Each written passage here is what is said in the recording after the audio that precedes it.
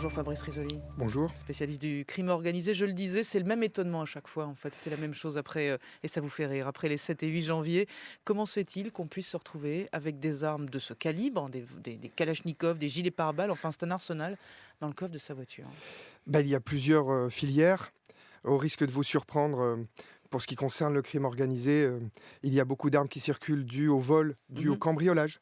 Parce que la France est un pays qui connaît beaucoup d'armes, parce qu'on a beaucoup de chasseurs. La chasse est un, comment dire, un passe-temps démocratique en France, alors qu'il est Mais on réservé à chasse pas, l'élite ailleurs. on chasse pas avec des kalachnikovs quand même. Oui, oui, mais les collectionneurs et les chasseurs sont parfois pas très sages et ils possèdent d'autres types d'armes chez eux. C'est juste pour vous dire que parfois elles ne viennent pas de si loin que ça. Mhm. Et ça, c'est des rapports qui le disent. Il y a une mission parlementaire qui a fait ça très bien entre 2010 et 2011, qui a produit un rapport assez intéressant. Bien sûr, il y a des filières plus Mm. internationales. Et là, évidemment, c'est les conflits, l'instabilité, la guerre, qui est un véritable aimant pour les contrebandiers. C'est-à-dire qu'ils viennent se poser sur les zones de guerre. Alors en ce moment, à foison, Mm. Afrique subsaharienne, Sahel, Irak, etc. Même aujourd'hui aux portes de l'Europe en Ukraine. Alors oui, parce qu'à un moment on parlait beaucoup des filières de l'Est d'ailleurs, et notamment les Balkans aussi. Oui, alors on dit que la filière de l'Est qui était très importante, car il y a eu une guerre en Europe dans les années 90, et que non seulement la guerre permet d'approvisionner les contrebandiers, mais surtout la fin de la guerre Mm. aussi. Car quand la guerre est finie, eh ben non, les armes ne rentrent pas sagement, Mm. etc. Elles sont récupérées par les anciens militaires, par les gangsters, par des contrebandiers professionnels. Donc, il semble que la source Balkan se tarit, mais comme vous pouvez le constater, il y a bien d'autres zones dans le monde où on fait la guerre, qui sont approvisionnées par les belligérants, car il faut gagner la guerre. Et là, les contrebandiers viennent et récupèrent les armes qui ne sont plus disponibles ou rachètent des armes à des belligérants. Mais j'allais le dire, parce qu'il faut les faire venir des Balkans, les faire venir d'Ukraine, on comprend bien, c'est terrestre, on peut toujours se débrouiller, on arrive très très vite à l'espace Schengen, les faire venir de l'Afrique subsaharienne, c'est plus compliqué, non?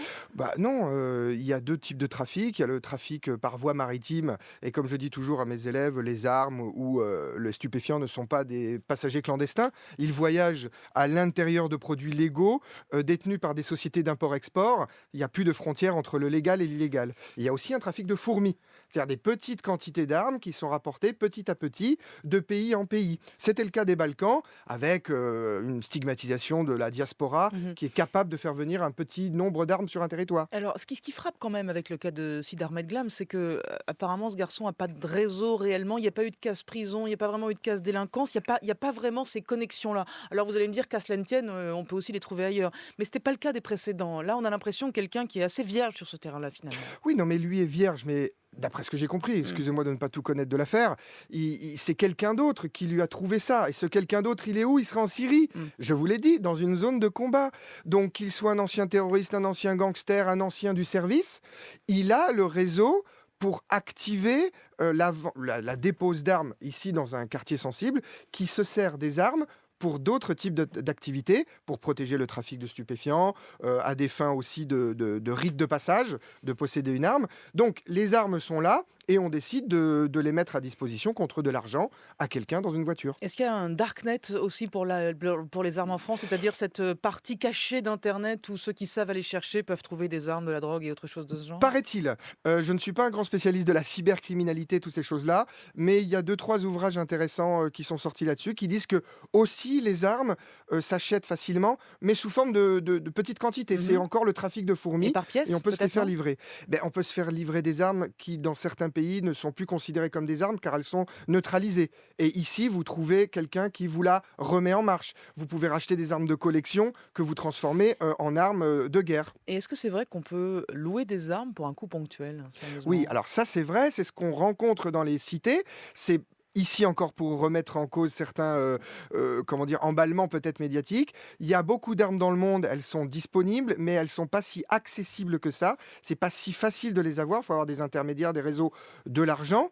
Et dans les cités, ce qui se passe, c'est qu'un groupe possède des armes et les loue, les met à disposition d'autres gangs pour un coup précis, pour monter au braquage, pour protéger un transport de drogue notamment. Est-ce qu'il y a des liens entre les armes des cités et les armes du terrorisme? Est-ce que ce sont vraiment les mêmes filières? est-ce que réellement ces gens se parlent? Je veux dire, entre quelqu'un qui tient les murs dans une cité et quelqu'un qui parle de djihad en Syrie, il y a quand même un monde Ce entre les sont deux. 2 mondes différents, mais qui se côtoient. Ils se côtoient sur les zones de guerre, car les gangsters ont besoin d'aller chercher les armes là où elles sont, en Syrie ou ailleurs, et elles se côtoient dans les cités, car vous avez le même, profil parfois de personnes qui soit choisissent, la voie de la délinquance organisée, soit choisissent la voie du terrorisme. Ils n'ont pas du tout les mêmes, idéologies.